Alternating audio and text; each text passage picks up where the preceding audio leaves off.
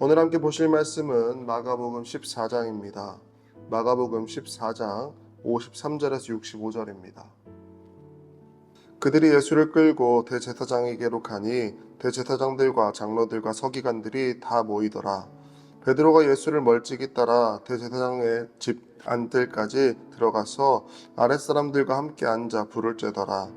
대제사장들과 온 공회가 예수를 죽이려고 그를 칠 증거를 찾되 얻지 못하니 이는 예수를 쳐서 거짓 증언하는 자가 많으나 그 증언이 서로 일치하지 못함이라. 어떤 사람들이 일어나 예수를 쳐서 거짓 증언하여 이르되 우리가 그의 말을 들으니 손으로 지은 이 성전을 내가 헐고 손으로 짓지 아니한 다른 성전을 사흘 동안에 지으리라 하더라 하되 그 증언도 서로 일치하지 않더라. 대제사장이 가운데 일어서서 예수에게 물어 이르되 너는 아무 대답도 없느냐? 이 사람들이 너를 치는 증거가 어떠하냐 하되 침묵하고 아무 대답도 아니하거늘 대제사장이 다시 물어 이르되 내가 찬송받을 이의 아들 그리스도냐? 예수께서 이르시되 내가 그니라. 인자가 권능자의 우편에 앉은 것과 하늘 구름을 타고 오는 것을 너희가 보리라 하시니 대제사장이 자기 옷을 찢으며 이르되 우리가 어찌 더 증인을 요구하리요? 그 신성모독하는 말을 너희가 들었도다.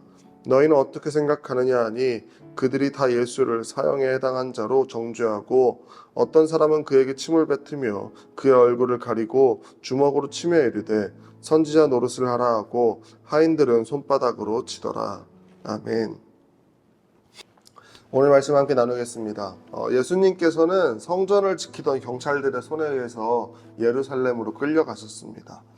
당시 공회는 로마 법정에 기소하기 위한 신문의 자리였습니다. 그러니까 당시 이스라엘은 로마의 지배를 받고 있었기 때문에 자기들끼리 사형 이렇게 정할 수가 없어요.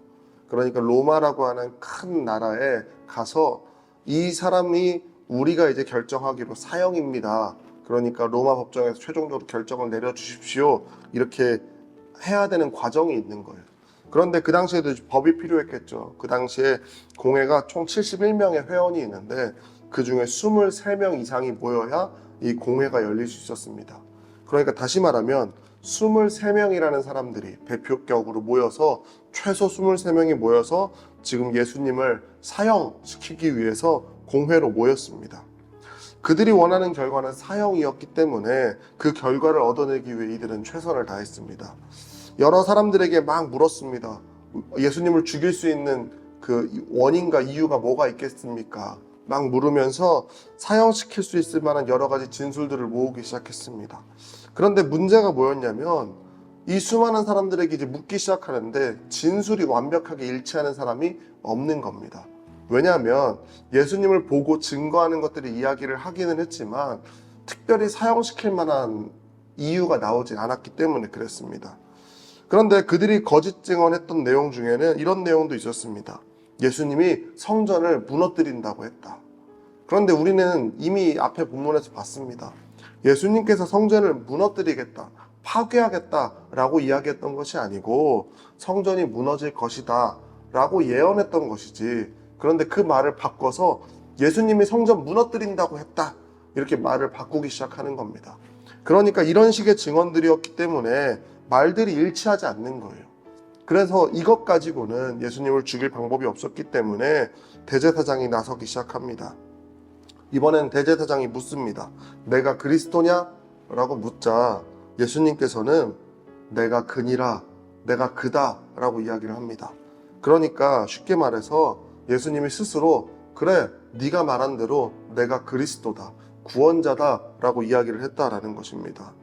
당시 이스라엘은 로마의 지배 아래에 있었기 때문에 구원자라는 개념이 이스라엘 입장에서는 군사적 메시아에 대한 내용도 있는 거예요. 로마 입장에서 볼 때는 군사적 지도자가 나오면 곤란하죠. 그러니까 이스라엘 안에서는 그 메시아라는 칭호가 종교적인 칭호에 불과하지만 로마의 입장에서 볼 때는 군사적 메시아도 포함되는 거예요. 그렇기 때문에 그래, 그럼 이걸 가지고 로마로 가서는 그가 반역자입니다.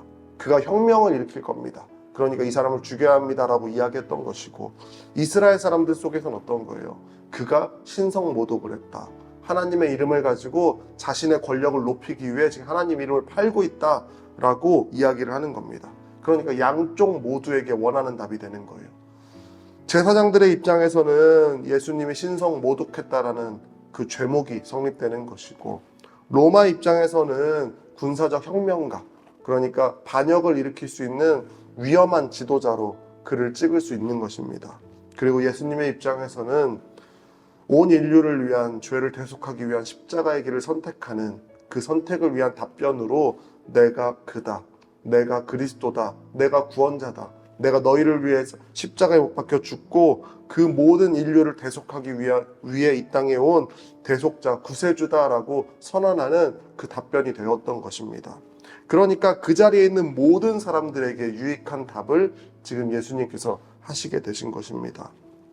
이 땅 가운데 참된 성전으로 오셔서 우리가 예수님 안에 거하면 우리가 하나님을 예배하고 하나님을 만나고 참된 구원을 누릴 수 있게 된 것입니다. 우리는 이 말씀을 기억하시면서 이 땅에 예수님께서 왜 이런 선택을 하셨는지, 사실 그것을 피하실 수도 있었습니다. 내가 그가 아니다, 그 한마디만 하면 예수님은 죽지 않으실 수 있었습니다. 그런데 겟세마네에서 기도하시면서 예수님의 마음 가운데 온 인류를 위한 이 구원을 이루기 위해 이 선택을 예수님께서는 감당하기 어려우셨음에도 불구하고 우리를 위해 선택하신 것입니다. 우리는 이 예수님의 선택을 기억하시면서 내 마음 가운데 참된 그리스도를 향한 그 놀라운 사랑을 고백하며 나아가는 저와 여러분이 되었으면 좋겠습니다. 기도하고 말씀 마치겠습니다. 하나님 감사합니다. 예수님께서 이 땅에 오셨을